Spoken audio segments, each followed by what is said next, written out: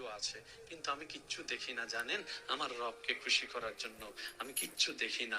আমার রবকে খুশি করার জন্য আমি খারাপ কিছু শুনি না।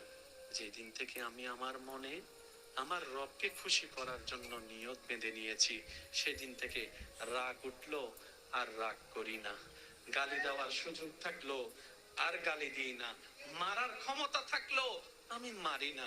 আমি সব সময় ধৈর্যের ঢাল দিয়ে শয়তানকে প্রতিহত করতেই থাকি। একদিন যায়, এক সপ্তাহ যায়, এক মাস যায়, 2 মাস যায়, এই মানুষটার কারণে আর ঝগড়া দেখা যাচ্ছে না, আর তর্ক দেখা যাচ্ছে না, আর মারামারি দেখা যাচ্ছে না, আর নেশা দেখা যাচ্ছে না। দেখা যাচ্ছে কি নামাজ দেখা যাচ্ছে, দেখা যাচ্ছে কি নম্রতা দেখা যাচ্ছে, দেখা যাচ্ছে কি ভদ্রতা দেখা যাচ্ছে, দেখা যাচ্ছে কি সহ্য করা দেখা যাচ্ছে, দেখা যাচ্ছে কি ক্ষমা করে দেওয়া দেখা যাচ্ছে, দেখা যাচ্ছে